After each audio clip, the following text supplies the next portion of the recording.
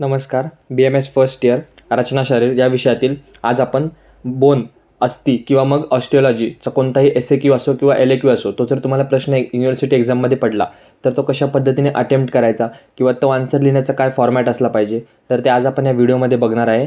तर युनिव्हर्सिटी एक्झामच्या दृष्टीने आता तुमची युनिव्हर्सिटी एक्झाम आलेली आहे जवळ, तर त्या दृष्टीने मी एक नवीन सिरीज चालू करत आहे, UT एक्झाम बूस्टर सिरीज म्हणून. तर त्याचा हा पहिला व्हिडिओ असणार आहे की बोन कसा लिहायचा. जर पेपरमध्ये तुम्हाला LAQ, जास्त करून LAQला तुम्हाला डिटेलमध्ये बोन विचारतात, तर त्यावेळेस जर तुम्हाला एखादा बोन आला किंवा तो जर तुम्ही वाचलाच नसेल किंवा एकदम ब्लँक झाले, तर त्यामध्ये कोणते कॉमन पॉईंट्स आले पाहिजे किंवा तो आन्सर कशा पद्धतीने अटेम्प्ट करायचा, तर त्याच गोष्टी आज आपण या व्हिडिओमध्ये बघणार आहे.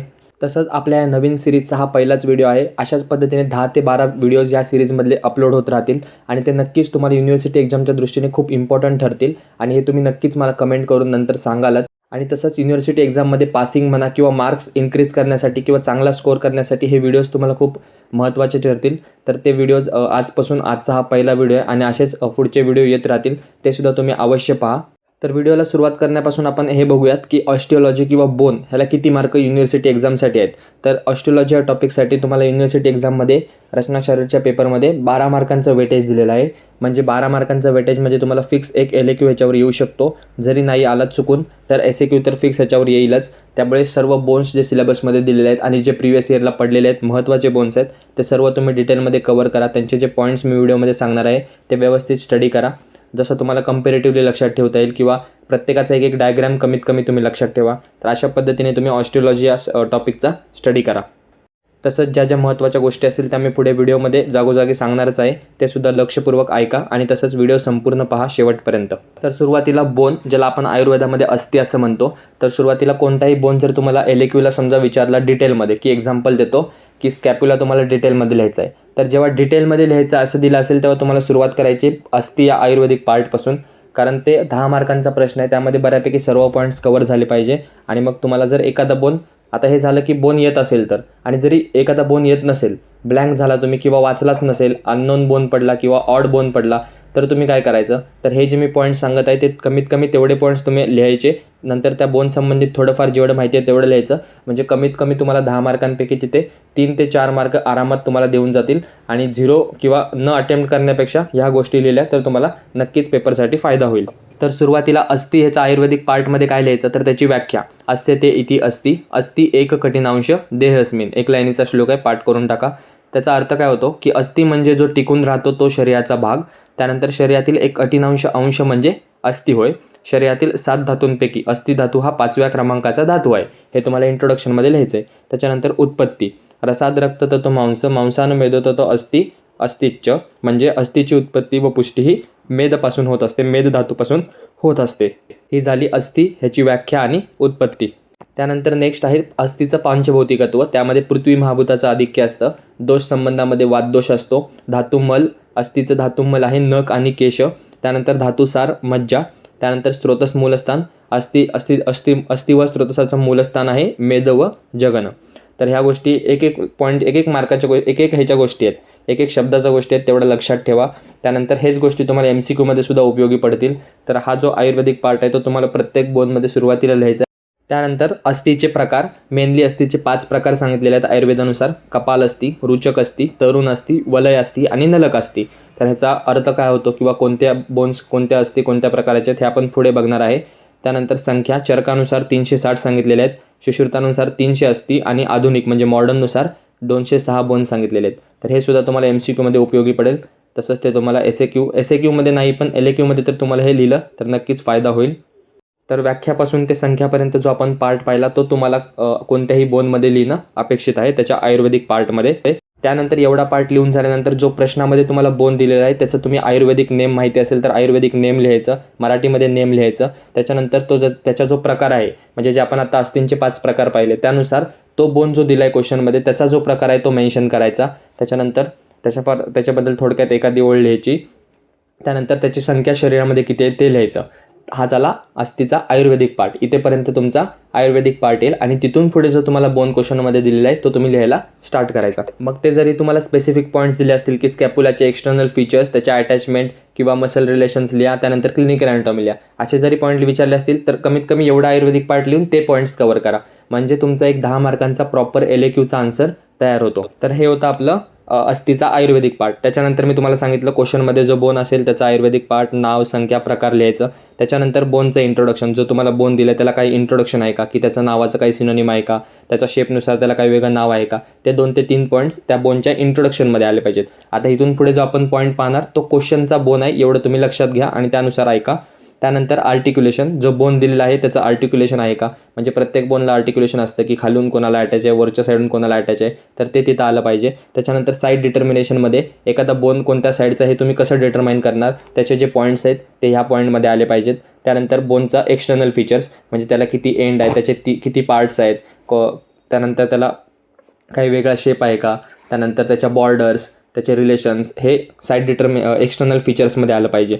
त्यानंतर एक्सटर्नल फीचर लिहित असताना फक्त 2 एंड आणि 2 एंडची नावं असं न लिहिता त्यामध्ये थोडंफार एक्सप्लेनेशन, त्या एंडचा शेप कसा आहे, काय कसं आहे, लेंथ असेल तर लेंथ काय, ते सर्व पॉईंट्स एक्सटर्नल फीचर्समध्ये आले पाहिजे. एक्सटर्नल फीचर झाल्यावर लगेच तुमचा पुढचा पॉईंट काय असला पाहिजे, तर तुमची ती एक डायग्राम आली पाहिजे ज्यामध्ये तुम्ही जे एक्सटर्नल फीचर्स लिहिलेले आहेत ते व्यवस्थित तिथे लेबल 5 ते 6 लेबल इम्पॉर्टंट असतात आणि व्यवस्थित प्रॉपर डायग्राम काढणं तिथं अपेक्षित असतं.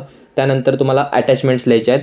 मग त्या मसल्स अटॅचमेंट असतील त्या व्यवस्थित लिहायचे आहेत, किंवा लिगामेंट्स असतील काय, तिथे वेगळे स्ट्रक्चर्स असतील जिथे जे अटॅचमेंट दिलेले आहेत ते व्यवस्थित तिथे लिहिणं अपेक्षित असतं. त्यानंतर अटॅचमेंट्स लिहून झाल्याच्या नंतर तुम्हाला ऑसिफिकेशन पॉईंट टाकून थोडे 2 ते 3 point primary ossification, secondary ossification असं लिहिणं गरजेचं आहे. ते तुम्ही जेव्हा प्रत्येक बोनच्या नोट्स वाचाल तेव्हा तुमच्या लक्षात येईल की कोणत्या बोनमध्ये काय ऑसिफिकेशन लिहायचं आहे, तर तो एक पॉईंट तिथं आला पाहिजे. आणि त्यानंतर लास्ट पॉईंट असला पाहिजे तो म्हणजे क्लिनिकल अॅनाटॉमीचा किंवा अप्लाइड अॅनाटॉमीचा.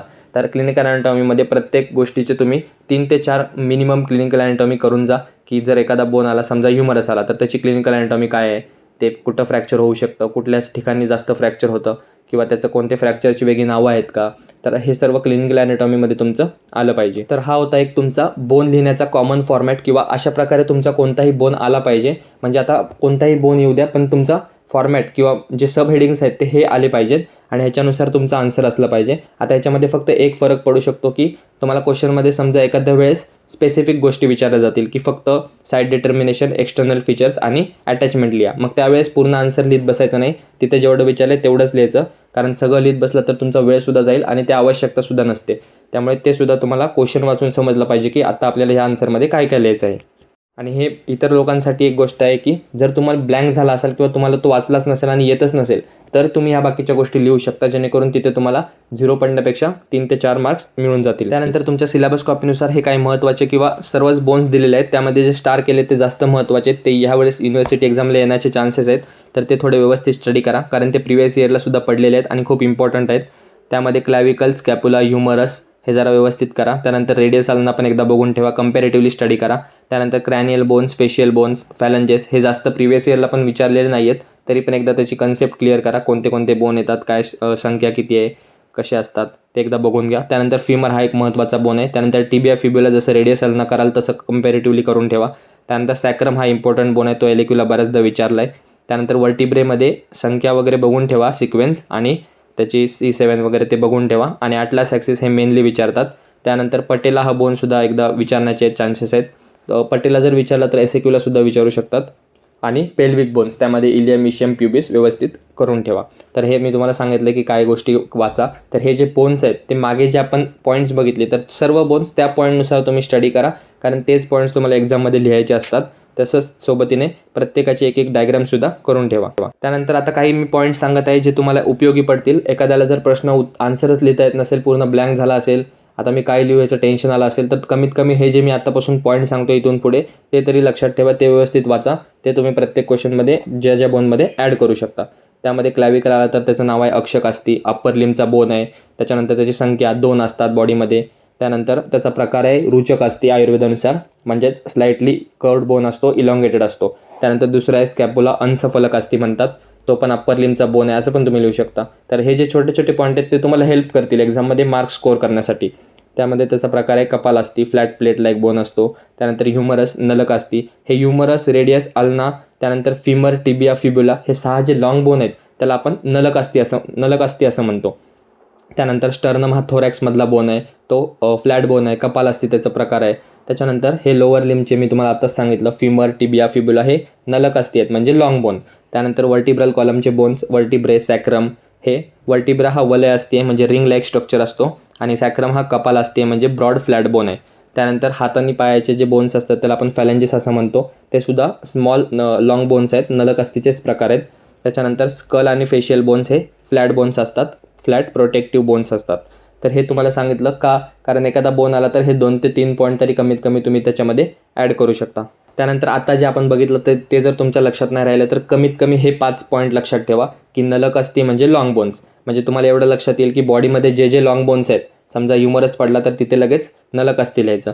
त्यानंतर कपाल अस्ती म्हणजे फ्लॅट बोन्स. त्यानंतर वलय अस्ती म्हणजे रिंग शेप बोन्स. त्यानंतर रुचक अस्ती म्हणजे कर्व किंवा आर्च लाईक बोन. आणि तरुण अस्ती म्हणजे सॉफ्ट किंवा कार्टिलेजिनस स्ट्रक्चर्स. तर ही एक शॉर्ट ट्रिक आहे म्हणा की लक्षात ठेवण्यासाठी की एखादा दुसरा पॉईंट तुम्ही ॲड करू शकता तुमच्या क्वेश्चन आन्सरमध्ये. त्यानंतर बोन्स संबंधित अजून एक थोडंफार इंट्रोडक्टरी पार्ट किंवा मग थोडंफार माहिती, ही पण माहिती तुम्हाला असली पाहिजे पेपर लिहित असताना. तर बोन हे hard form of connective tissue आहे फॉर्मिंग द स्केलेटन. त्याचे फंक्शन्स काय काय आहेत, framework of the body, central axis of body, त्यानंतर सपोर्ट करतं बॉडीचं वेटला, त्याच्यानंतर अटॅचमेंट प्रोव्हाइड करतं मसल लिगामेंट्सला, व्हायटल ऑर्गन्सला प्रोटेक्ट करतं, कॅल्शियम स्टोरेज करतं आणि बोन मॅरोचं फॉर्मेशन करतं. शरीरामध्ये बोन्स किती सांगितले आहेत मॉडर्ननुसार, तर 206 बोन्स सांगितलेले आहेत. त्याची डिव्हिजन पण महत्त्वाची आहे. अप्पर लिम 64 बोन्स, लोअर लिम 62 बोन्स, वर्टिब्रेमध्ये 33 बोन्स, स्कलमध्ये 22 बोन्स आणि स्टर्नममध्ये 1 बोन आणि रिब्समध्ये 24 बोन्स असतात. अशा प्रकारे आपल्या बॉडीमध्ये 206 बोन्स डिस्ट्रीब्यूट केलेले असतात किंवा डिस्ट्रीब्युटेड असतात. तर हे पॉईंट तुम्हाला MCQच्या दृष्टीने सुद्धा उपयोगी पडतील. त्यानंतर बोनचं एक थोडक्यात क्लासिफिकेशन दिलेलं आहे पोझिशननुसार, अपेंडिक्युलर आणि ॲक्झियल स्केलेटन. साईजनुसार जे आत्ता आपण बघितले long bone, short bone, flat bone, त्यानंतर इरेग्युलर, न्यूमॅटिक्स आणि सेस्मॉइड बोन. पटेला हा एक सेस्मॉइड बोन आहे. त्यानंतर स्ट्रक्चरनुसार कॉम्पॅक्ट, स्पॉन्जी आणि डिप्लोइक. हे फक्त एकदा बघून ठेवा, जास्त पेपरमध्ये हे कुठं विचारत पण नाहीत, फक्त माहिती असणं गरजेचं आहे. त्यानंतर डेव्हलपमेंटनुसार मेम्ब्रेनस आणि कार्टिलेजिनस. तर हे क्लासिफिकेशन होतं बोनचं. त्यानंतर मी जो तुम्हाला सुरुवातीला पॉईंट सांगितला होता की जे कॉमन फॉर्मॅट एक्सप्लेन करताना की ऑसिफिकेशन हा एक पॉईंट असतो. तर त्यामध्ये काय लिहायचं असतं, तर ऑसिफिकेशन म्हणजे कधी बोन ते ऑसिफाय झालेलं आहे, कोणत्या वयाच्या कोणत्या स्टेजला ते ऑसिफाय होतात एवढं तुम्हाला तिथे लिहायचं असतं. तर त्यामध्ये बोन डेव्हलपमेंटमध्ये मेसेनकायमल स्टेज असते, कार्टिलेजिनस स्टेज असते आणि बोनी स्टेज असते. Process by which bones form and harden, त्याला आपण ऑसिफिकेशन म्हणतो. म्हणजे त्यांची तयार होण्याची प्रोसेस आणि जेव्हा ते हार्डन होतात त्या स्टेजला आपण ऑसिफिकेशन असं म्हणतो. त्यानंतर ऑसिफिकेशनमध्ये इंट्रामेम्ब्रेनस आणि एंडोकॉन्ड्रल ऑसिफिकेशन असे 2 प्रकार असतात. ऑसिफिकेशन का गरजेचं असतं, तर एज डिटरमाइन करण्यासाठी, त्यानंतर ग्रोथ डिसऑर्डर्स डायग्नोसिस करण्यासाठी आणि फॉरेन्सिक एज एस्टिमेशनसाठी ऑसिफिकेशन गरजेचं असतं. तर या होत्या ऑस्टिओलॉजी या टॉपिकमधील बोन किंवा अस्थी संबंधित शॉर्ट नोट्स म्हणा किंवा शॉर्ट ट्रिक्स म्हणा. तर हे तुम्हाला एक्झाममध्ये खूप उपयोगी पडणार आहे. नक्कीच ह्याच्यामुळे तुमचे एक्झाममध्ये मार्क्स वाढणार आहेत किंवा तुम्हाला एक्झाममध्ये मार्क्स स्कोअर करण्यासाठी नक्कीच ह्याची मदत होणार आहे. आणि हा आपल्या UT एक्झाम बूस्टर सिरीजचा पहिला व्हिडिओ होता. तर असेच व्हिडिओ, ह्याच पद्धतीचे व्हिडिओ, ह्याच लेवलचे किंवा ह्याच दर्जाचे व्हिडिओ तुम्हाला पुढे येत राहतील. नक्कीच जे फर्स्ट इयरसाठी तुम्हाला सर्व इम्पॉर्टंट गोष्टी आहेत एक्झामच्या दृष्टीने, त्याचे सर्व व्हिडिओज चॅनलवर हळूहळू रोज अपलोड होत राहतील.